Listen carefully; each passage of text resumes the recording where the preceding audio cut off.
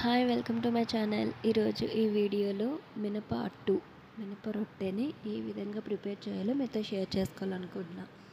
బ్రేక్ఫాస్ట్లో ఎప్పుడూలా ఇడ్లీ దోశ కాకుండా ఒకసారి ఈ మినపట్టుని ట్రై చేయండి. చిన్నపిల్లల దగ్గర నుంచి పెద్దవాళ్ళు కూడా ఈ మినపట్టుని తినచ్చు. మరి ఆ ప్రాసెస్ ఎలా ప్రిపేర్ చేసుకోవాలో మీతో షేర్ చేసుకోవాలనుకుంటున్నా. మరి ఈ వీడియోని స్కిప్ చేయకుండా చివరి వరకు చూడండి. అలాగే ఈ మినపట్టు టేస్టీగా చేస్తే మాత్రం చాలా ఇష్టంగా తింటారు. మరి ఆలస్యం చేయకుండా ఆ ప్రాసెస్ ఏంటో ఇప్పుడు స్టార్ట్ చేసేద్దాం. ముందుగా నేను ఒక గ్లాస్ మినపప్పు తీసుకొని ఒక 2-3 గంటలు నానబెట్టుకొని ఈ విధంగా మిక్సీలో గ్రైండ్ చేసుకున్న తర్వాత మీకు చూపిస్తున్నాను. ఈ విధంగా చేసుకోవాలి.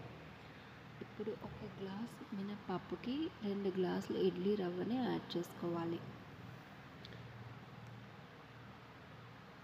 ఈ విధంగా యాడ్ చేసుకున్న తర్వాత ఇప్పుడు 2 గ్లాసులు ఇడ్లీ రవ్వ అనేది యాడ్ చేసుకొని బాగా మిక్స్ చేసుకొని ఒక 2 గంటల పాటు నాననివ్వాలి.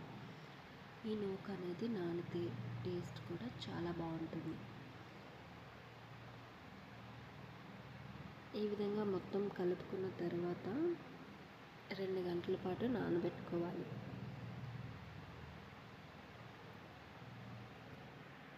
మరి మీరు కూడా ఒకసారి బ్రేక్ఫాస్ట్లో ఈ మినపట్టుని ట్రై చేయండి. ఎలా ఉందో కామెంట్ చేయండి. చాలామంది మినప రొట్టెని బ్రేక్ఫాస్ట్లో చేసుకుంటారు. కరెక్ట్గా టిప్స్ ఫాలో అవుతూ చేస్తే టేస్ట్ అనేది చాలా బాగుంటుంది.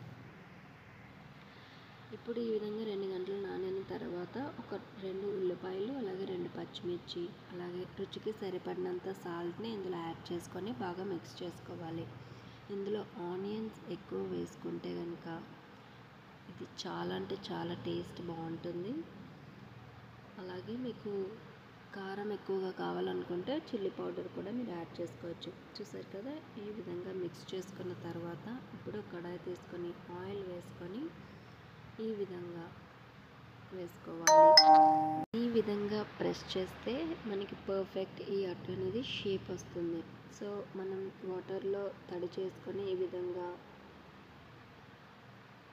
ప్రెస్ చేస్తే కనుక మనకి కరెక్ట్గా ఈ రెసిపీ అనేది వస్తుంది. సో చూసారు కదా, ఈ విధంగా లో ఫ్లేమ్లో పెట్టి ఇది బాగా కుక్ చేసుకోవాలి. ఒకవైపు కుక్ అయిన తర్వాత ఈ విధంగా రివర్స్ చేసుకోవాలి. చూసారు కదా, క్రిస్పీగా కనిపిస్తుంది. పైకి క్రిస్పీగా లోపల సాఫ్ట్గా చాలా అంటే చాలా టేస్టీగా ఉంటుంది. మరి ఈ రెసిపీని మీరు కూడా ఒకసారి ట్రై చేయండి. అలాగే మీ ఫ్యామిలీ ఫ్రెండ్స్కి కూడా షేర్ చేయండి.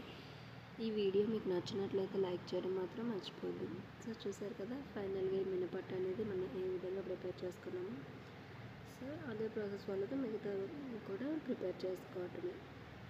ఫైనల్గా మినపట్టు అనేది రెడీ అయిపోయింది. సో ఇది డైరెక్ట్గా ఈ విధంగా సర్వ్ చేసుకోవచ్చు, లేదంటే ఈ విధంగా కట్ చేసుకొని ఒక పీస్లో తీసుకొని తినవచ్చు. ఈ వీడియో మీకు నచ్చినట్లయితే లైక్ చేయండి, షేర్ చేయండి, సబ్స్క్రైబ్ చేయడం మాత్రం మర్చిపోవద్దు.